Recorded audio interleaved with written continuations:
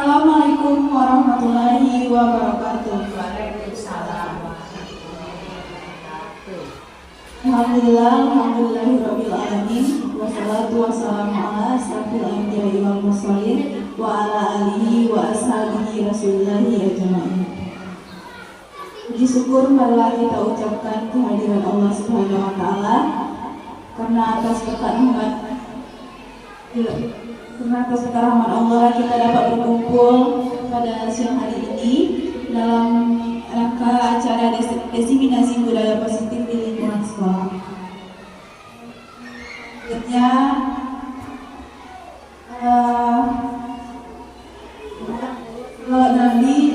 marilah kita ucapkan kepada Nabi besar kita yang mulia Nabi Muhammad SAW yang telah membawa kita dari alam yang penuh kegelapan ke alam yang terang benderang seperti yang kita rasakan pada saat sekarang ini. Yang sama-sama kita hormati Bapak Kepala Sekolah UPT SD 03 Bukit Tulang, selanjutnya kepada ibu-ibu, bapak-bapak yang hadir pada siang hari ini.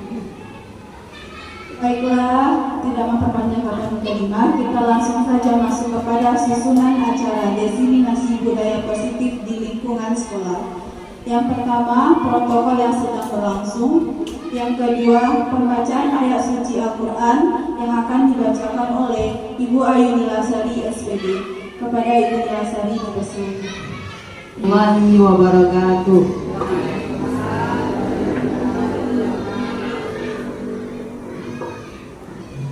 A'udzu billahi minasy syaithanir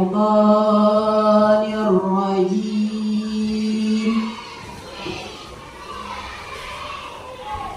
Bismillahirrahmanirrahim. Ya ayyuhallazina amanu iza qila lakum tafassahu fil majlis lakum tafassahu fil majalisi fafsahu yafsahillahu lakum wa iza qila anshuzu fashuru yarfa'illahu allazina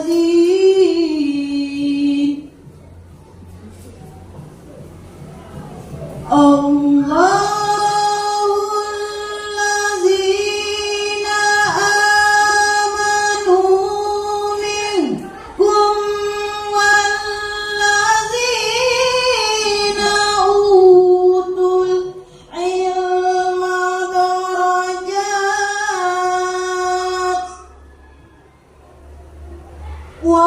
wallahu bima ta'maluna khabir. Ya ayyuhallazina amanu iza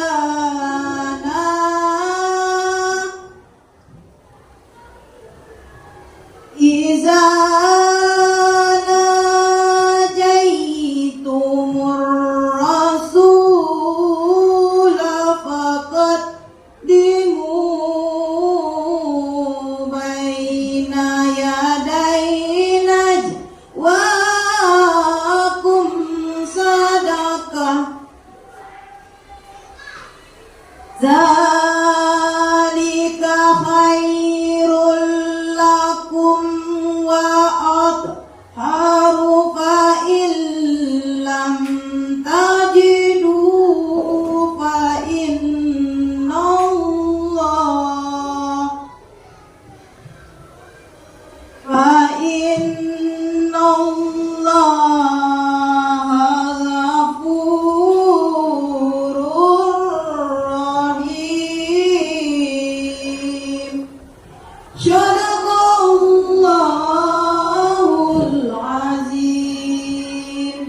Assalamualaikum warahmatullahi wabarakatuh.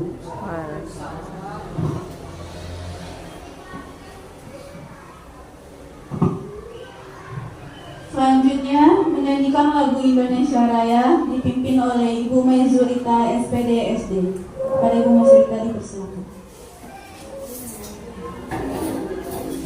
Hadirin bisa berdiri.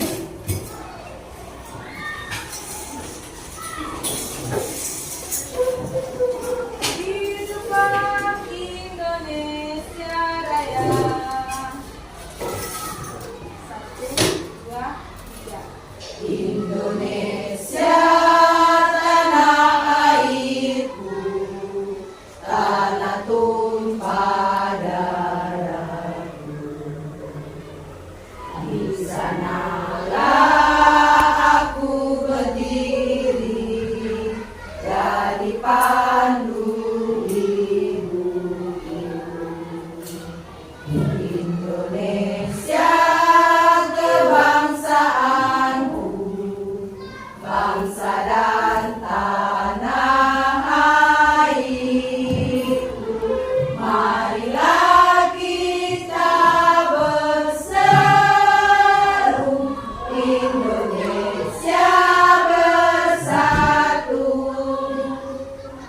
Hiduplah tanahku, hiduplah negeriku, bangsaku, rakyatku semuanya. Bangunlah jiwanya, bangunlah badannya untuk Indonesia Raya. Indonesia Raya, merdeka, merdeka, tanahku, negeriku yang ku cinta. Indonesia Raya, merdeka, merdeka, hiduplah Indonesia Raya. Indonesia Raya, merdeka, merdeka, tanahku, negeriku yang ku cinta. Indonesia Raya, merdeka, merdeka, hiduplah Indonesia Raya.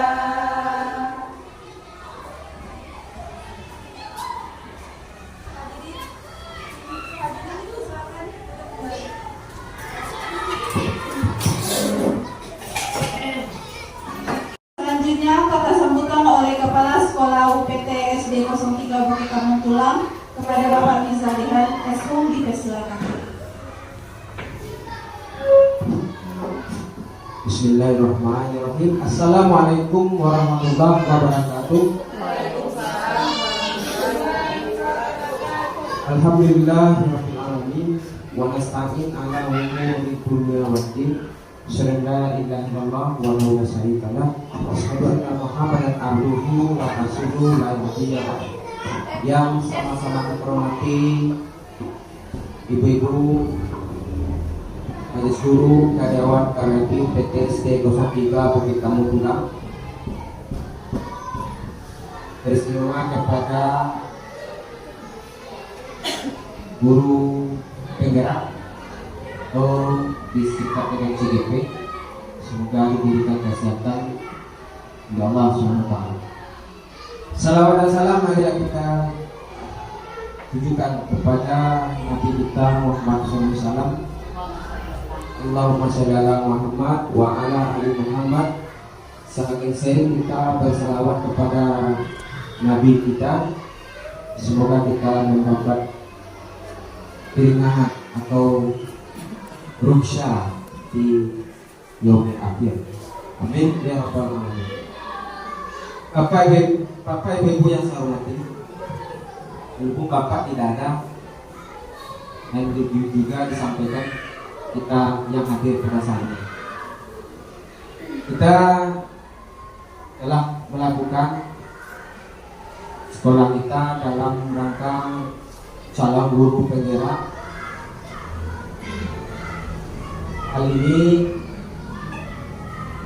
tentu kita melakukan suatu hal yang bersifat positif kepada anak yang disebut dengan diseminasi budaya positif. Diseminasi ini artinya menyebarluaskan ide atau gagasan yang positif kepada anak-anak. Pada guru, kita sebagai guru cocok disebut dengan gugu, digugu dan digugu. Tentu budaya positif ini tentu kita yang mulai dulu, kita yang mengawali, kita yang memodel kita, sehingga apa yang kita lakukan ditiru oleh anak atau ditiru oleh siswa, sehingga berbudaya aplikasinya kepada anak kita. Contohnya sederhana saja, bagaimana makan yang baik itu. Contohnya kita cuci tangan dulu, itu budaya positif. Itu adalah budaya yang ditiru oleh anak, walaupun sederhana, walaupun itu simpel, tetapi itu sangat bermakna bagi kita. Kita jauhilah, ya, mari kita jauhi bahasa-bahasa budi, apalagi dilahirkan oleh guru sendiri. Ini yang akan kacau lagi. Makanya kita tanamkanlah jiwa positif, budaya positif atau diseminasi positif kita kepada anak. Kita harus dulu terjun kepada, contoh kita memandikan kerbau, memandikan lembu. Tentu kita terjun kepada ke sungai dia. Tak mau lembu itu duluan pergi sama kita. Tidak mau dia dulu. Pasti kita yang terjun dulu ke dalam sungai, baru dia mau. Begitulah contoh diseminasi yang sangat sederhana saya berikan. Kali ini program ini adalah CGP. Dalam program CGP ini dilakukan dalam mendiseminasikan budaya positif bagi guru CGP di sekolah.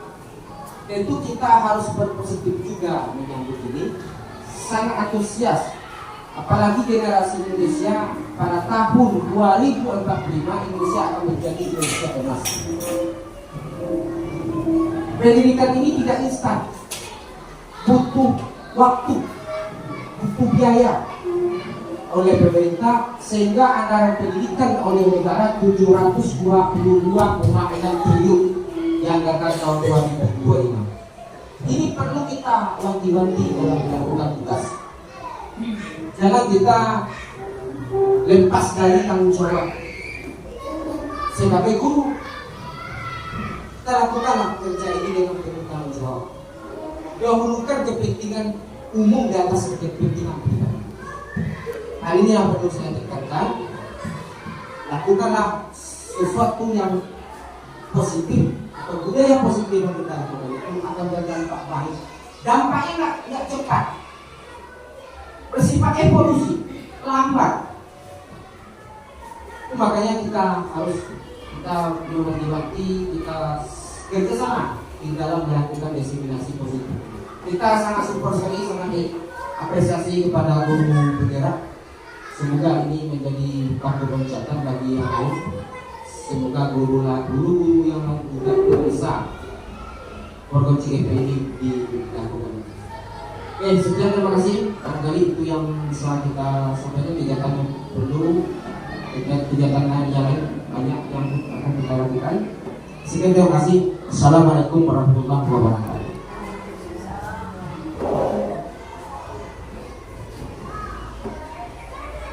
Selanjutnya, doa yang akan dipimpin oleh Ibu Ridho di Permatasari SPDI. Semoga Ibu Ridho besar.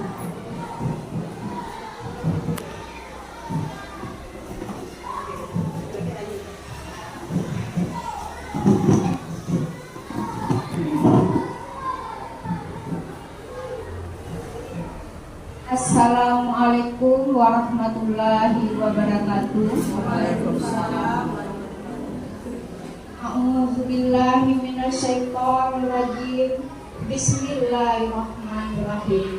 Alhamdulillahillazi arsala rasulahu bil huda.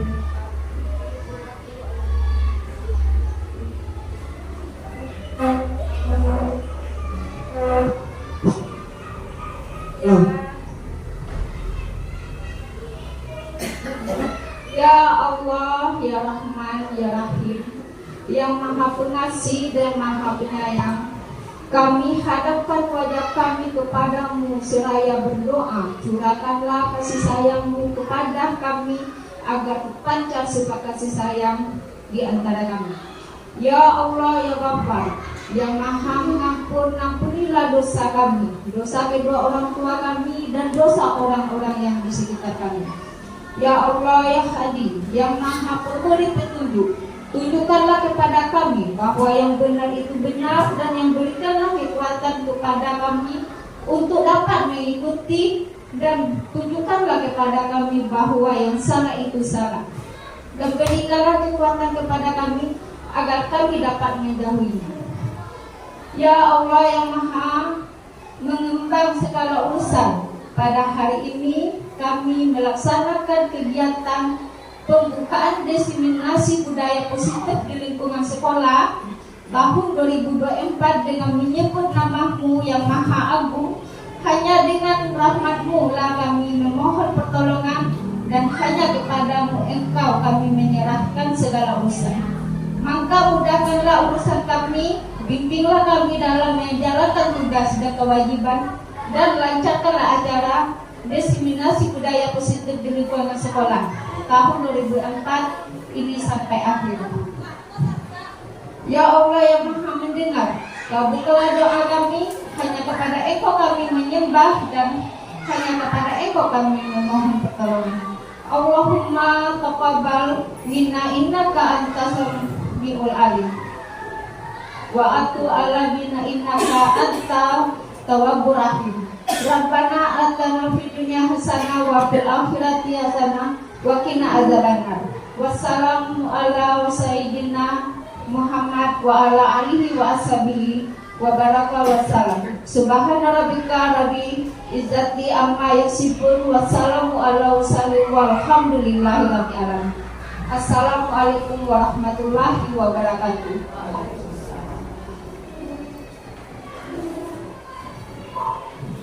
Selanjutnya masuk ke inti acara kita pada siang hari ini, yaitu materi yang akan dibawakan oleh Ibu Revolina SPDSD.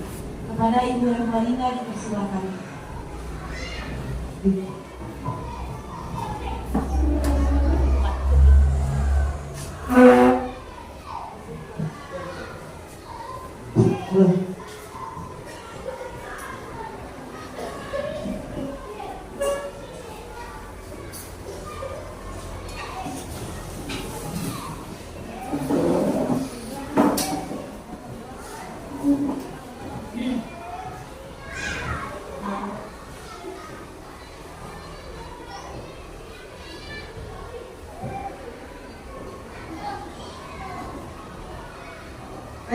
Assalamualaikum warahmatullahi wabarakatuh.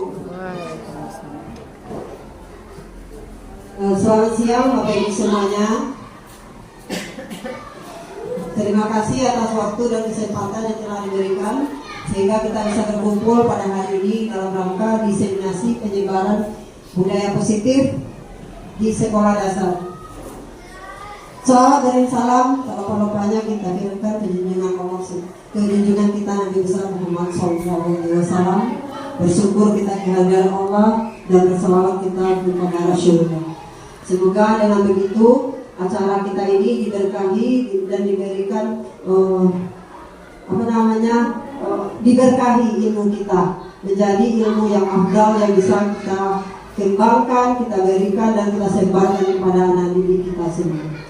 Dan saya hormati Bapak Kepala Sekolah PTSD Nusa Tenggara Tamundulang, dan selanjutnya teristimewa sekali para peserta diseminasi, teman-teman rekan sejawat yang sudah berkesempatan hadir pada hari ini membersamai kami dalam acara diseminasi budaya positif di lingkungan sekolah UPT SDN 03 Bukit Tamundulang. Baik Bapak Ibu, untuk mengawali acara kita breaking sejenak.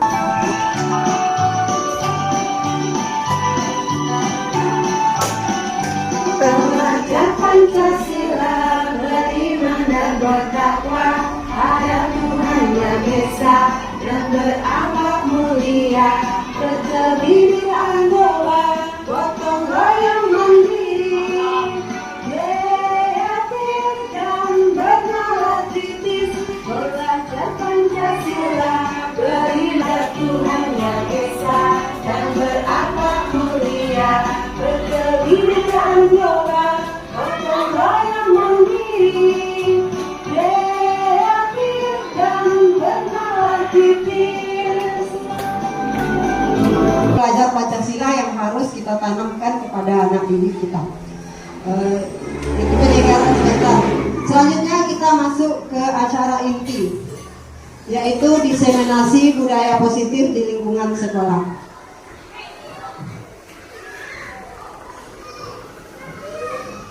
Bapak Ibu, tentu penerapan pengalaman budaya positif. Yang pertama,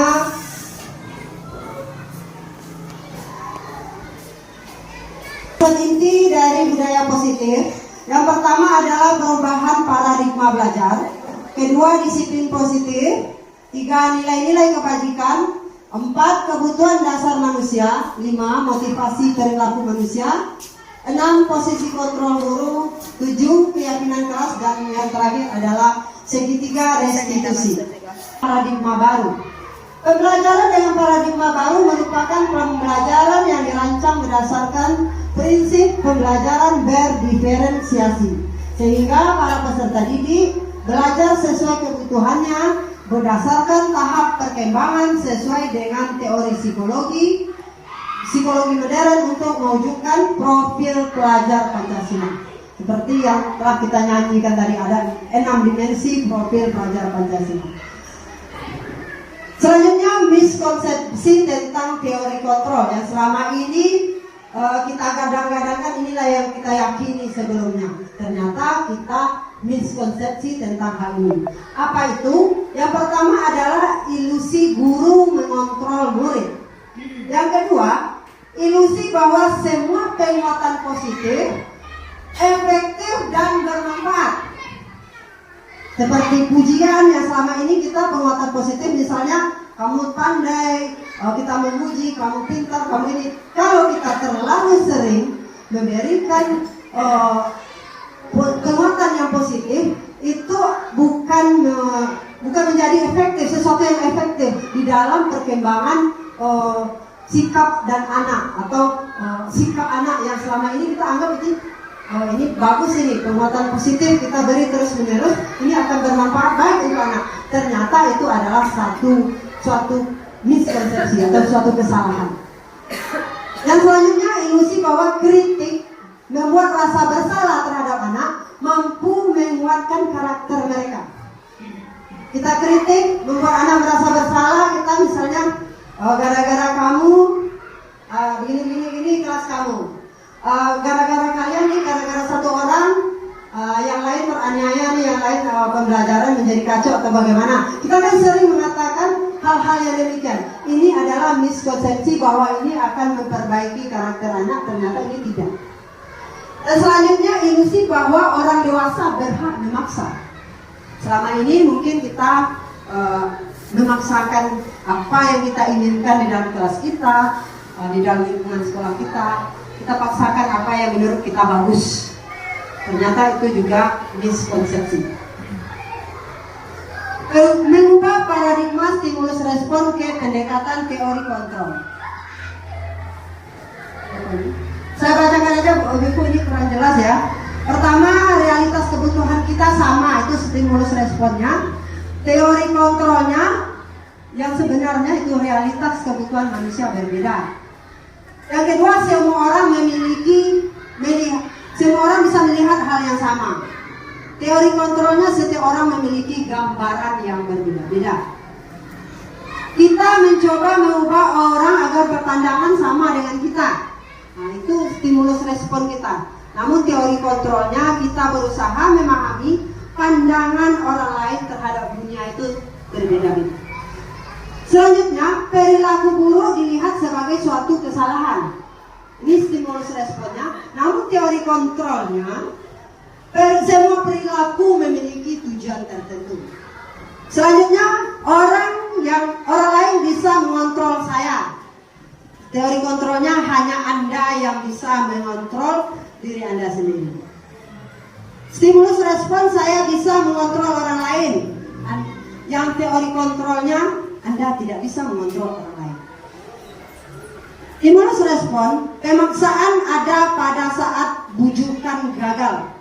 Nah, ternyata teori kontrolnya kolaborasi dan konsensus menciptakan pilihan-pilihan baru. Model berpikir Menang kalah itu stimulus responnya. Namun teori kontrolnya model Bapak Ibu dicontohkan di sini. Coba Ibu Armaini, coba Bu Armaini menggenggam sesuatu. Coba digenggam. Itu adalah sesuatu yang berharga pada diri Ibu. Orang lain ingin mengontrol Ibu dengan suruh membukanya. Silakan Ibu Irki, bujuk Ibu Armaini untuk membuka apa yang ada dalam genggaman tangan beliau. Bujuk, sebisa mungkin. Bujuk. Dengan berbagai cara dan upaya.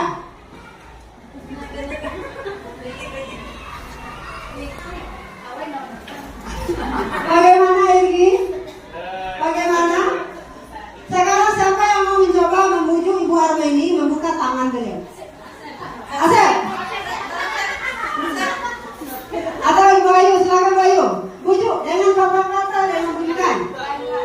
Rayuan, dirayu. Itu adalah sesuatu yang berharga di diri Ibu Armaini yang ingin dibuka oleh orang lain. Oke, ada syarat berarti. Baik, Bapak Ibu, itulah yang diibaratkan dengan keinginan, mengontrol. Hanya diri kita sendiri yang bisa mengontrol apa yang kita mau. Kalau Bu Armaini mau buka, ya dia mau buka. Berasal dari keinginan diri, bukan dari kontrol orang lain. Begitu ya Bu Ibu. Selanjutnya, disiplin positif. Disiplin positif berasal kata disiplina yang artinya belajar. Disiplin mengacu pada disiplin yang memiliki tanggung jawab terhadap apa yang dilakukannya berdasarkan nilai-nilai yang diyakini. Disiplin positif merupakan salah satu cara penerapan disiplin yang bertujuan untuk menumbuhkan kesadaran serta memberdayakan peserta didik tanpa imbalan penghargaan atau reward. Walaupun Ibu Ayu tadi mau ngasih uang, Ibu Armaini nggak mau menggunakannya. Ya. Sebagai pendidik, tujuan kita adalah menciptakan peserta didik yang memiliki disiplin diri sehingga mereka berperilaku mengacu kepada nilai-nilai kebajikan universal dan memiliki motivasi intrinsik dalam perubahan perilaku ke arah yang lebih baik lagi. Ini nilai-nilai kebajikan. Nilai-nilai yang disepakati bersama lepas dari suku bangsa, agama, bahasa maupun latar belakang. Ini adalah nilai-nilai yang disepakati bersama tanpa memandang ras atau suku bangsa. Jika seandainya dalam kelas kita, dalam lingkungan sekolah kita tumbuh dan berkembang anak-anak yang dari latar belakang yang berbeda, misalnya beda suku, beda kebudayaan, mungkin di dalam kelas kita mungkin nggak terlalu banyak keragaman kebudayaan, yang ada mungkin keragaman latar belakang sosial dan budaya. Nah, di sini ini contoh-contoh nilai kebajikannya. Yang pertama, kita berdasarkan profil pelajar Pancasila. Yang barusan kita lakukan, yaitu ada 6 dimensi. Siapa Bapak Ibu?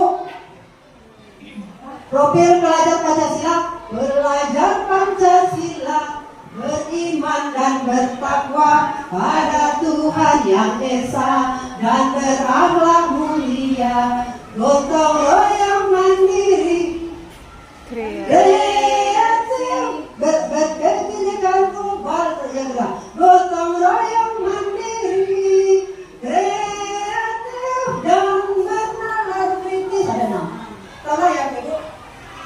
Yang pertama, beriman dan bertakwa kepada Tuhan Yang Maha Esa. Kedua, berkebinekaan global. 3, gotong royong. 4, mandiri. 5, kreatif. 6, bernalar kritis. Ini akan kita tanamkan dalam profil pelajar Pancasila di sekolah kita. Kemudian ada IPO Primary Years Program atau program PYP. Di sana ada nilai-nilai kebajikan yang kita sepakati bersama. Ada toleransi, rasa hormat, integritas, mandiri, menghargai, antusias, empati, keinginan. Artinya dia sudah siap hidup di dunia yang lebih tinggi lagi, di dunia yang lebih membutuhkan kemandirian. Yaitu dunia kerja yang akan dialami oleh anak didik kita setelah lepas bangku pendidikan. Apa saja nilai-nilai kebajikannya? Yang pertama, untuk dunia kerja dapat dipercaya, lurus hati, pendengar yang aktif, tidak merendahkan orang lain, dan memberikan yang terbaik dari diri. Benar begitu Pak Ibu? Kalau sudah di dunia kerja, apakah hal-hal yang seperti ini sangat dibutuhkan atau tidak? Sangat dibutuhkan. Disinilah kita ditanamkan loyalitas terhadap pekerjaan kita. Nah, dibutuhkanlah sikap-sikap dan karakter yang seperti ini. Next, kebutuhan dasar manusia. Kebutuhan dasar manusia ini adalah segala sesuatu yang dilakukan untuk mendapatkan apa yang kita inginkan. Seluruh tindakan yang kita lakukan memiliki tujuan tertentu. Semua usaha terbaik yang kita lakukan dalam rangka agar kebutuhan dasar kita terpenuhi. Ada 5 kebutuhan dasar hidup manusia. Next. Yang pertama, kebutuhan untuk bertahan hidup. Apa saja? Ada makanan, pakaian, tempat tinggal, keamanan, dan kesehatan. Itu adalah kebutuhan dasar manusia untuk bertahan hidup. Selanjutnya, kebutuhan akan rasa kasih sayang dan rasa diterima. Contoh, rasa diterima, dipedulikan, berbagi, kerjasama, menjalin menjadi bagian dalam kelompok. Itu adalah kebutuhan kita diterima dalam kelompok kita. Yang ketiga, kebutuhan akan penguasaan. Di sini meliputi penguasaan tentang harga diri, keinginan untuk dianggap, keinginan untuk memimpin, keinginan untuk berprestasi, keinginan untuk didengar dan diakui. Itu kebutuhan ketiga. Kebutuhan keempat adalah kebutuhan akan kebebasan. Contoh, mandiri, memiliki pilihan, bebas menentukan hal-hal baru, mampu mengendalikan arah diri kemana, itu adalah kebutuhan dalam kebebasan. Dan yang terakhir, kebutuhan dasar manusia adalah kesenangan. Contoh, bermain, humor, antusias, tertawa, termasuk juga di dalamnya refreshing atau jalan-jalan. Itu adalah kebutuhan akan kesenangan. Next. Di dalam diri manusia memiliki 2 motivasi. Yang pertama, motivasi ekstrinsik. Yang kedua adalah motivasi intrinsik. Motivasi intrinsik ini ya bukan. Betul, datangnya dari luar. Apa pemicunya? Yang datang dari luar itu kita bilang dan kebutuhan tadi kita untuk memenuhi 5 kebutuhan, kita punya 2 motivasi. Yang pertama yang datang dari luar, yang pertama untuk menghindari ketidaknyamanan atau hukuman. Ya, jadi kita punya motivasi kalau kita menghindari hukuman atau rasa tidak nyaman. Yang kedua, untuk mendapatkan imbalan, penghargaan dari orang lain. Contoh, reward anak kita, karena dia melakukannya belajar untuk dia mengharapkan pujian kita. Pujian, reward, penghargaan, nanti ibu kasih permen, nanti ibu kasih, itu kan motivasi luar yang dihadirkan oleh guru. Atau juga mungkin dia mengharapkan prestasi juara, dipanggil nanti pas kenaikan kelas, itu ada motivasi ekstrinsik. Sebagian murid kita juga melakukan sesuatu itu menghindari hukuman dari kita. Nah, sebaik-baiknya motivasi adalah motivasi intrinsik yang datang dari dalam diri mereka. Apa itu? Mereka ingin menjadi orang yang dihargai dan mempunyai nilai. Nah, itulah contoh-contoh motivasi intrinsik. Sampai di sini. Baik, Bapak Ibu ada yang bertanya? Silakan Ibu Armeni. Motivasi saya di sini ada 2, yaitu yang ekstrinsik dan intrinsik. Nah, dari di sini motivasi saya lihat ada 2 ini. Yang pertama motivasi ekstrinsik dari luar dan motivasi intrinsik yang berasal dari dalam. Nah, yang ingin saya tanyakan, yang manakah yang lebih dominan dari kedua motivasi ini? Terima kasih. Ya, terima kasih Bu Ar. Terima kasih atas pertanyaannya. Yang lebih dominan untuk anak usia SD, rata-rata untuk Indonesia. Kita sama-sama tahu, biasanya anak sekolah dasar, kita bahas sekolah dasar, mungkin juga SMP dan SMA, Mereka melakukan sesuatu karena menghindari hukuman, karena ingin merasa nyaman. Contoh, nanti PR nggak dibuat, misalnya ada hukumannya keliling lapangan atau milih sampah. Mereka untuk menghindari hukuman, mereka cenderung melakukan hal yang diperintahkan oleh guru. Mereka cenderung menghindari ini 50-50 dengan bagian mengharapkan pujian. Sebagian besar anak yang pintar itu dia mengharapkan imbalannya pujian, penghargaan. Mereka melakukannya dengan atas dasar itu motivasinya. Kalau untuk anak kita kelas menengah ke bawah, biasanya dia menghindari hukuman dari kita, menghindari hukuman dan membuat rasa nyaman, cari aman, begitulah istilahnya. Kalau untuk motivasi intrinsik itu biasanya kalau di lingkungan itu jarang-jarang kita jumpai. Bukan berarti tidak ada, itu pasti ada. Apalagi di usia SD kelas 1 itu kalau rata-rata itu di arah pujian. Kelas 1, kelas rendah Tapi dominan ekstrinsik. ekstrinsik itu dari mereka kecil. Kalau itulah tugas kita, memunculkan motivasi intrinsik. Itulah tugas kita sebagai guru, bagaimana dipancing motivasi intrinsik anak kita yang awalnya dari mengharapkan sesuatu atau menghindari sesuatu. Nah, lahirlah nanti kalau dengan binaan kita motivasi yang benar-benar dia ingin, ini aku ingin seperti ini, aku punya tujuan seperti ini. Misalnya, dia sekarang ranking 15, lalu tahu anak yang nanti 1 dari maraton dapat juara 1, berarti dia ingin seperti yang nomor 1 itu. Apakah itu masuk intrinsik? Bisa, itu bisa kemasuk motivasi intrinsik. Walaupun masih ada imbas-imbas ke dalam penghargaan. Ya, yang kecil rata-rata dia mengharapkan penghargaan, terutama dari keluarga, orang tua dan orang sekitar. Begitu ya, Pak? Bagaimana Pak Ibu yang lain? Kira-kira ada pertanyaan atau kita lanjut? Kita lanjut dulu ya, next. Nah, ini dia. Ada yang tadi kita dalam suatu peraturan atau aturan di sekolah, itu ada kita mengenal 3 ini.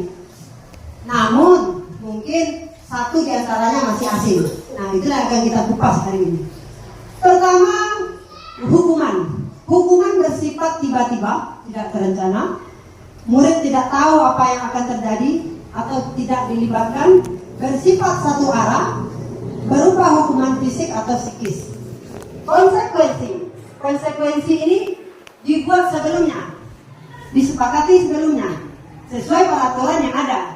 Kemudian tetap dibuat tidak nyaman. Sikap guru selalu memonitor. Nah, yang terakhir itu ada yang namanya restitusi. Proses menciptakan kondisi bagi murid untuk memperbaiki kesalahan, proses kolaborator dan mengajarkan murid untuk mencari solusi sendiri.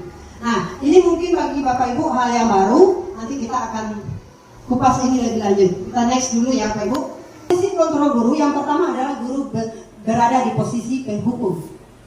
Kedua, guru berada di posisi pembuat rasa bersalah. 3, guru berada di posisi teman. 4, guru berada di posisi pemantau. 5, guru berada di posisi manajer. Kira-kira Bapak Ibu semuanya, kita pernah berada di posisi mana saja? 2, 4. Nomor 1 pernah. Nomor 2 pernah. Sering nomor 1. Enggak apa-apa, kita jujur aja. Nomor 1 pernah, posisi nomor 2 kita pernah, posisi nomor 3 juga pernah. Kira-kira pemantau dan manajer kita akan bahas lebih lanjut. Oke, next. Contoh kasus 5 posisi kontrol. Nah, contoh kasusnya, murid kita tidak memakai atribut lengkap saat upacara. Kalau kita berada di posisi penghukum, kita akan melakukan hormat pada bendera selama 1 jam. Itu kita berada pada posisi penghukum. 2, berapa kali Bu Bapak memberitahu kamu selalu saja mengecewakan ibu. Itu kita berada di posisi pembuat rasa bersalah. Kecewa sama kamu. Kamu janganlah berbuat begitu lagi. Nanti ibu dimarah oleh kepala sekolah. Itu juga posisi kita berada di pembuat rasa bersalah. Lanjut, next. Nah, kalau posisi teman, kita bahasanya agak lebih santai. Ayo dong, Bapak ikuti aturan sekolah. Tolong bantu ibu. Ada kita seperti kita minta tolong. Itu adalah posisi kita sebagai teman. Tolong bantu ibu sekali ini aja ya. Sudah tidak apa-apa lain kali, jangan sampai buat seperti ini lagi ya. Ini adalah ketika kita berada di posisi teman. Selanjutnya, posisi pemantau. Ini kita lebih meningkatkan lagi ke arah disiplin sekolah. Kamu sudah melanggar peraturan sekolah bersekian. Nah, itu contohnya. Itu posisi pemantau. Kamu tahu konsekuensinya kan? Kamu beli atributnya ke koperasi dan jangan diulangi lagi. Kira-kira tadi Bapak Ibu kan nggak boleh beli ini. Kira-kira pernah nggak kita melakukan ini? Pernah kan? Berarti kita sudah pernah berada di posisi pemantau. Kita hubung posisi pemantau di mana kita menghubungkan dengan peraturan sekolah kita. Kemudian konsekuensi itu sudah ada sebelumnya. Nah, gitu. Ya, ada komitmen awal sebelumnya.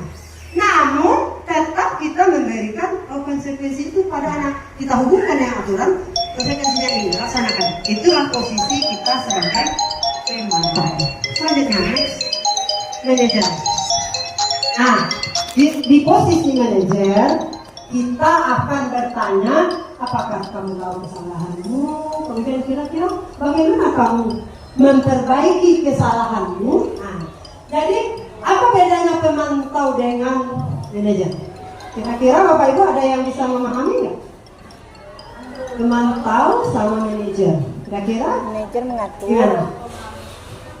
Manajer mengarahkan. Silakan Bu Is.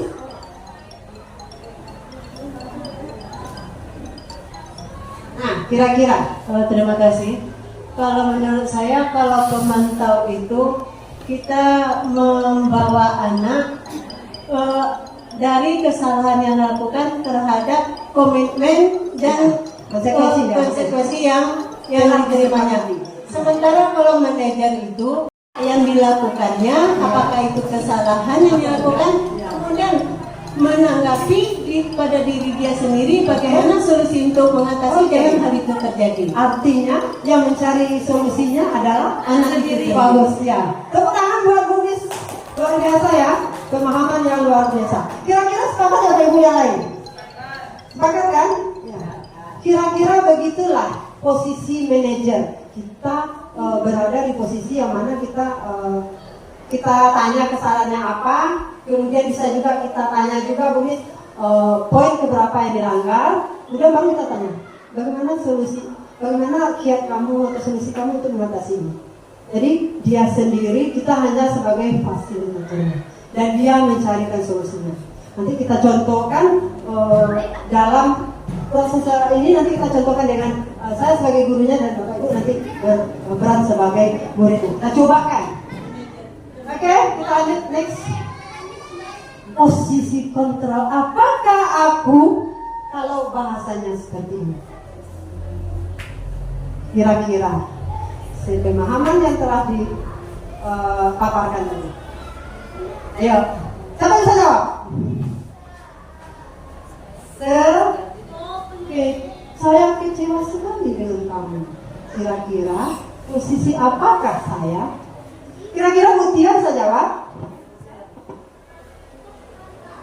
Baik, terima kasih. Kalau menurut saya di sini berdasarkan kata-kata di depan itu posisi kita sebagai pembuat merasa bersalah kepada murid gitu, karena mengungkapkan kekecewaan hingga dia merasa bersalah atas kesalahannya.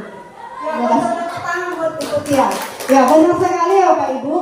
Kalau ada kata-kata seperti ini, Ibu kena marah oleh kepala sekolah, Ibu kecewa sama anak-anak semua. Ini adalah posisi kita sebagai pembuat rasa bersalah. Next.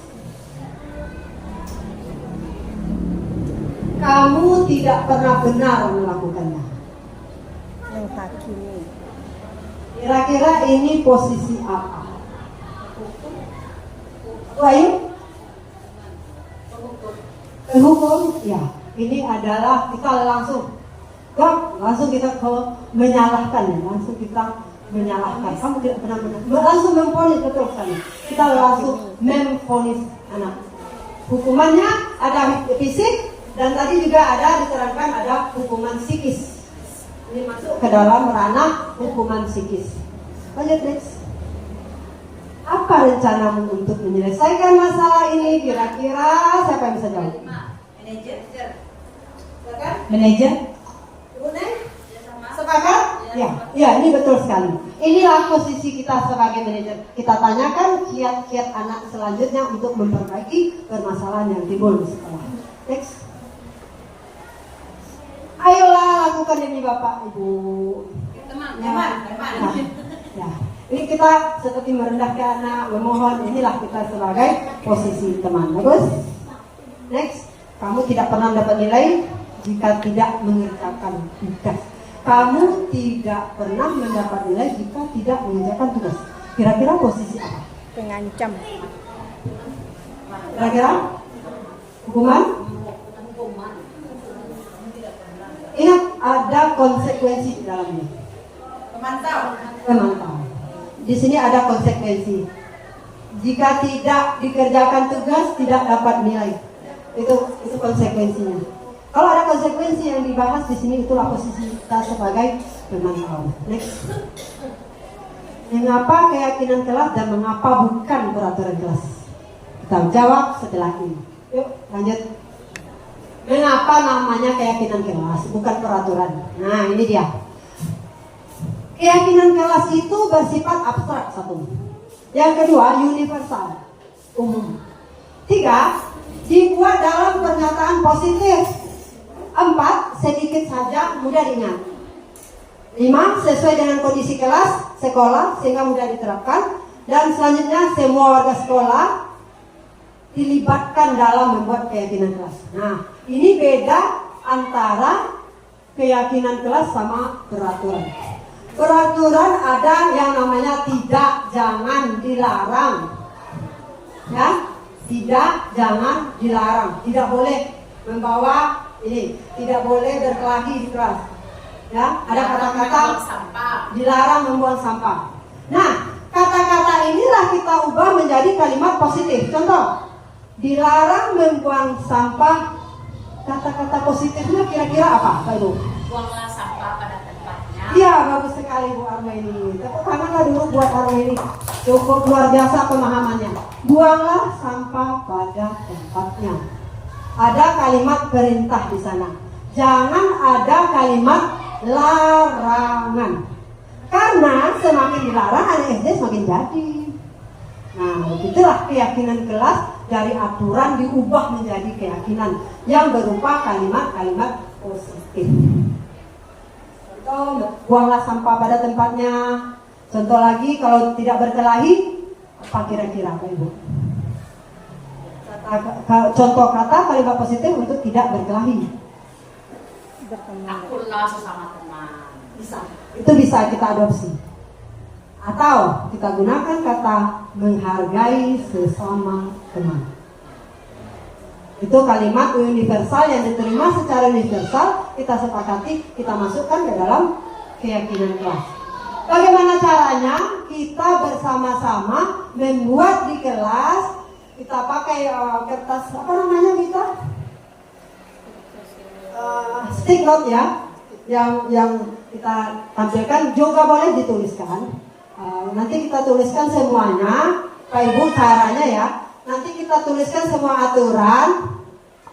Ada jangan, ada dilarang. Mungkin itu yang terlahir dari anak kita. Kita tampilkan ke depan semuanya nanti. Nah itulah kita adopsi nanti kata-katanya menjadi kalimat positif. Kita yang mengarahkan ya Bapak Ibu. Cara kita membuat keyakinan kelas. Artinya kita melibatkan semua peserta didik. Anak kita libatkan semuanya untuk membuat aturan keyakinan kelas ini. Berawal mungkin dulu anak kita baru mengenal aturan. Kita tampung aja semua aturan yang dari mereka. Nanti baru kita godok, kita jadikan beberapa buah kalimat positif yang menjadi keyakinan kelas yang kita sepakati. Dan jangan lupa kita kasih konsekuensi kalau 1, 2, atau 3 gitu. 3 kali pelanggaran gitu misalnya. Jangan 1 kali pelanggaran langsung ini. Nah, itulah nanti kita hadirkan restitusi. Next. Nah, ini dia segitiga restitusi. Kalau anak kita melanggar aturan, 1 kali kita peringatkan, 2 kali kita peringatkan, 3 kali kita panggil.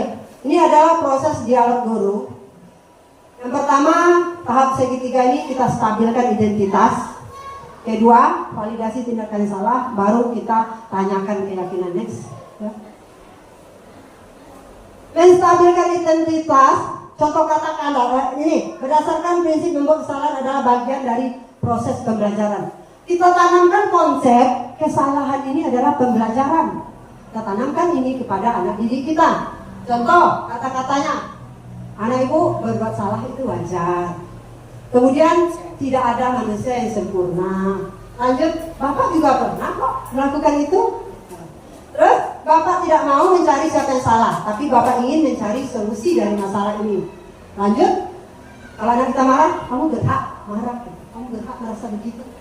Ini adalah tahap 1 segitiga restitusi untuk menstabilkan emosi anak kita. Kita stabilkan dulu, stabilkan identitas. Jadi dia merasa, oh saya marah ini wajar sebagai manusia. Oh saya marah ini adalah suatu yang lumrah. Ibu juga dulu pernah marah.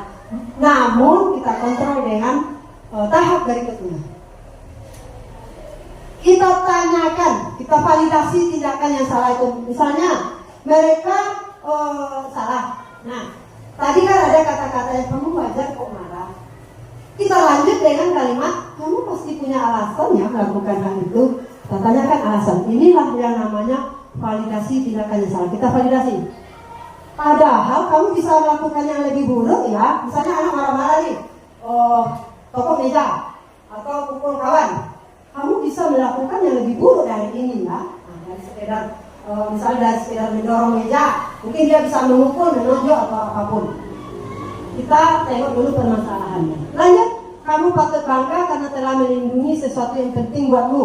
Contoh, mereka ada yang mencontek, Nanti dia nggak marah kan? Marah akhirnya ujung-ujungnya berkelahi. Nah, kita validasi dulu. Kamu wajar marah. Ibu bangga kamu sudah melindungi sesuatu yang penting, hakmu. Lanjut, mulai lakukan karena mempertahankan sesuatu yang penting. Kayak tadi, mungkin haknya dicontoh. Hak misalnya dia punya pekerjaan PR yang dicontoh. Nah, itu kan hak mereka yang harus mereka pertahankan. Next. Itu ya. Menanyakan keyakinan. Setelah kita stabilkan, kemudian kita validasi, kita lanjut menanyakan keyakinan apa yang telah kita langgar. Kemudian nilai-nilai apa yang disepakati bersama, seperti apa gambaran kelas yang ideal menurut kamu, atau kamu ingin jadi seperti apa. Kalau anak marah-marah kan, yang kayak mana yang kamu inginkan? Apa kamu selalu ingin marah? Jadi anak seperti apa dirimu yang kamu inginkan? Nah, kita tanya seperti itu. Inilah yang tahap menanyakan keyakinan. Next. Dalam penerapan program disiplin positif, hendaknya guru memiliki standar kepribadian, profesional dan sosial yang baik, di mana guru mampu merefleksi dirinya dalam posisi kontrol saat ini. Bagaimana perjalanan dirinya sebagai among atau manajer yang menuntun murid-murid menjadi insan yang mandiri, merdeka, dan bertanggung jawab. Ini ada tertuang dalam standar nasional pendidikan. Baik Bapak Ibu semuanya, mungkin materi kita sampai di situ. Nanti kita lanjut sesi tanya jawab. Sebelum itu, silakan Bapak Ibu berpasangan. Kita speaking dulu sejenak. Sebentar ya. Ganjil genap kau kutangkap, gitu ya. Ganjil genap kau kutangkap. Ya, ini kita dimulai dari pertanyaan gini. Gini dulu. Dia ganjil. Oh gitu. Ibu genap. Kalau hasilnya ganjil, dia tangkap. Dia berupa perkalian. Kalau dia kan ganjil, misalnya 9 kali 3, 27. Dia tangkap. Dia lari. Kalau hasilnya ganjil, Tangkap dan ganjil. kalau hasilnya genap, Tangkap dan genap. boleh lari. Gini. Oh, boleh. Misalnya Uni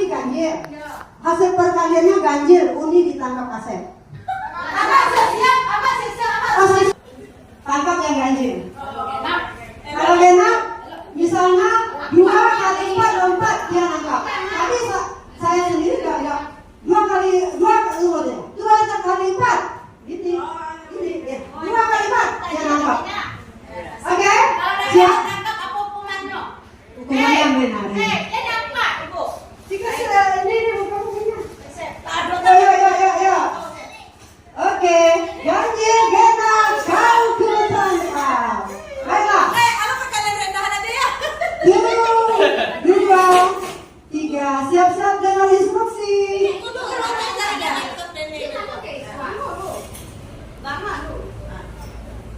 3, 4, 5, 7 kali 4.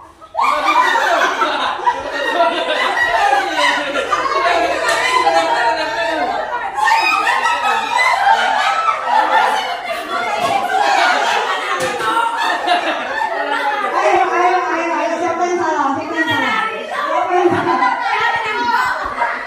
Nah, sepakat dulu, siapa ganjil? Ganjil apa kan? Oh, kita ganjil.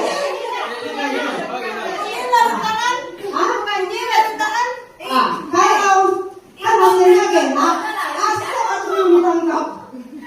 Hasilnya kan genap. 7 kali 4 28 kan genap.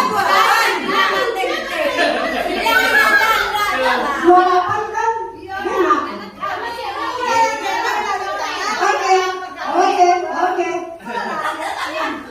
2, 4, 5 kali 1.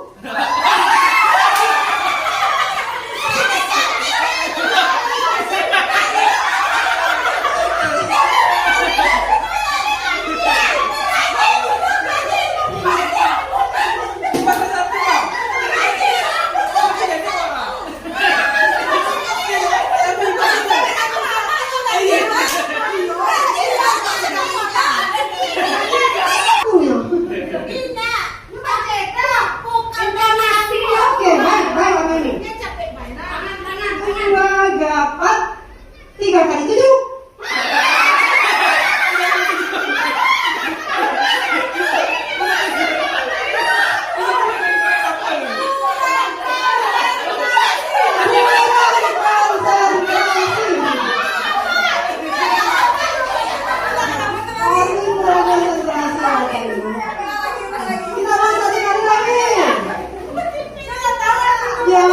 Siap, siapa ganjil, siapa genap? 2, 3, 4 kali 2.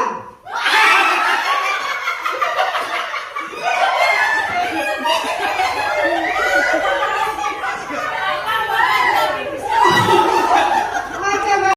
Mau bertanya silakan angkat tangan. Sesi tanya jawab. Kalau bertanya, apapun dari ilmu tadi Bapak Ibu. Contoh keyakinan keras. Gimana saya mau buat di kelas saya? Gimana Bu Reto? Kita buat. Oke, terima kasih. Atrek, ada yang mau ditanya? Posisi kontrol. 5 posisi kontrol. Oke, silakan Bu Miss. Ya, terima kasih. Assalamualaikum warahmatullahi wabarakatuh. Waalaikumsalam warahmatullahi wabarakatuh. Di sini dalam pembelajaran kita memposisikan ada 5 posisi kontrol guru. Nah, di sini apakah dalam pembelajaran kita ini dalam proses saya Bu ya, apakah berlaku untuk kelimanya sekaligus kita terapkan?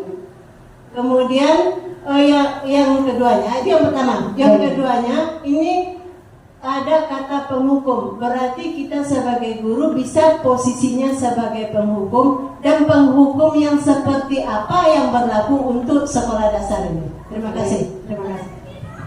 Baik, terima kasih ya Ibu Dr. Misardi atas pertanyaannya. Yang pertanyaan pertama kami ulas, yaitu apakah berlaku kelima-limanya.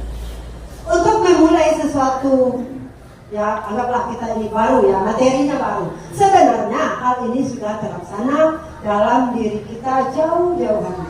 Guru-guru sebelum kita ini sudah ada. Apakah ini berlaku sekaligus 5? kita tengok permasalahan dan situasi. Untuk awal-awal kita mulai dengan teman dulu. Teman. Kenapa kita jadikan mereka teman?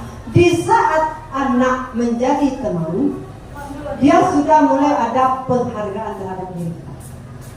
Nah, lalu kita batasi, naik lagi bertahap tulis. Tidak harus kita langsung jadi manajer Pak Ibu. Mungkin kita belajar dengan ini, kita belajar mana yang posisi manajer ketika kita melaksanakan segitiga restitusi dalam menyelesaikan permasalahan. Itulah posisi kita sebagai manajer. Apa itu segitiga restitusi? Ya tadi. Atau kita mau coba nanti. Saat kita melaksanakan segitiga restitusi, disitulah kita berada di posisi sebagai manajer. Haruskah begini, harus kayak gitu? Setidaknya kita hindari dua hal yang pertama. Satu, penghukum. Dua, membuat rasa bersalah. Karena ini yang akan memukul mental anak kita sampai mereka dewasa. Yang akan dibawa sampai dewasa. Itu kira-kira. Pertanyaan kedua boleh kami? Terima kasih atas penjelasannya. Berarti di situ kita dalam 5 posisi tersebut kita lebih mengutamakan terlebih dulu posisi kita sebagai teman, baru bisa mengikuti posisi-posisi lainnya. Kemudian harus kita hindari posisi 1, 2. Tapi mungkin tergantung permasalahan dan tingkat permasalahannya. Ya, betul sekali. Ada kala mungkin kita menjadi seorang penghukum, nanti kalau masalahnya terlalu berat tidak bisa diselesaikan dengan segitiga restitusi. Ada konsekuensi dan ada hukuman. Itu pasti ada. Tergantung tingkat permasalahan di sekolah. Ada kalanya kita berada di posisi itu. Mungkin posisi idealnya manajer. Ada kalanya kita jadi teman, ada kalanya kita jadi pemantau, ada kalanya. Tapi hindarilah diri kita menjadi seorang penghukum. Kalau untuk permasalahan kecil, karena yang terjadi di sekolah salah sekali hukum, salah sekali hukum. Gitu. Ya, menghindari yang seperti itu. Berarti ya intinya kita memulai dari posisi teman dulu yang baru untuk kita bina dulu komunikasi silaturahmi yang baik antara anak, akrabkan dulu anak. Dengan kita yang akrab mereka sayang, dengan sayang mereka menghormati. Baik, yang pertanyaan kedua, Bu Miss? Ya, masalah posisi penghukum. Ya, Yang tadi kan bagaimana kondisinya bisa kita di posisi itu dan seperti merokok di kelas barangkali.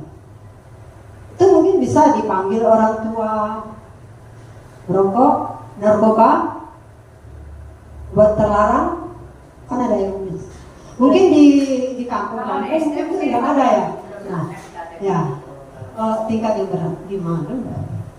Ya, tapi dengan syarat kita harus katakan dulu konsekuensinya di awal. Jangan mendadak. Hukuman tadi kan sifatnya tiba-tiba. Jangan yang tiba-tiba. Hadirkan hukuman beralih menjadi konsekuensi. Bukan hukuman tiba-tiba langsung. Ada masalah langsung itu tarik hukum masih kok ada. Ada konsekuensi dulu. Jadi sebelum hal itu terjadi, kita mungkin harus punya aturan sekolah yang mewadahi semua permasalahan. Walaupun permasalahan itu tidak pernah terjadi di sekolah kita. Ya, antisipasi maksudnya. Ada konsekuensi. Sebisa mungkin konsekuensi yang kita hadirkan, bukan hukuman.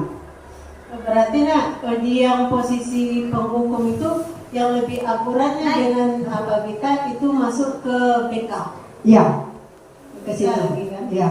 Tetapi tetap juga kita enggak kalau penghukum di sini kan maksudnya Bumi tiba-tiba ambil anak misalnya tanpa ditanya, tanpa ini, itu yang penghukum. Oh, udah BPR dong. Apa itu? Pasti. Ya. Tanpa kita tanya dulu ada apa kok ada sama BPR, mana tahu dia sakit, mana tahu menggigil di rumah. Ada masalah di rumah. Kemudian ya termasuk ada tadi kan dibilang 1, 2, 3 kesalahan 1, kesalahan 2, kesalahan 3 baru konsekuensi itu. Panggil dulu 1, panggil 2, panggil 3 baru ada konsekuensinya. Terima kasih. Ya, terima kasih Bu Miss. Silakan kalau ada pertanyaan silakan. Sudah paham Selanjutnya ada yang bertanya lagi mengenai segitiga restitusi atau keyakinan kelas? Bapak Ibu, karena tidak ada lagi pertanyaan ya, mungkin sudah paham. Selanjutnya kalau ada masih yang mengganjal nanti kita bincang-bincang, kita berbagi secara kolaborasi dengan teman sejawat di lain waktu. Bapak Ibu boleh bertanya, tidak menutup kemungkinan karena acara sudah selesai pertanyaan tidak begitu. Saya siap menjawab kalau ada masih ada pertanyaan yang mengganjal di lainnya. Terima kasih atas kesempatannya, terima kasih atas partisipasi Bapak Ibu semuanya, sangat luar biasa sekali, sangat antusias sekali dalam mengikuti acara ini. Semoga acara ini mendapatkan manfaat untuk kita bersama dan bisa kita terapkan di sekolah kita dan menjadikan budaya positif ini menjadi kebiasaan positif kita. Sekian dari saya. Salah jawab saya mohon maaf. Wabillahi taufiq wal hidayah. Assalamualaikum warahmatullahi wabarakatuh. Acara saya serahkan kembali kepada pembaca. Terima kasih. Baik, terima kasih kepada Ibu penggerak kita, Ibu Evelina, yang telah menyampaikan materi. Semoga materi yang disampaikan dapat bermanfaat dan diterima dengan baik oleh Bapak Ibu sekalian.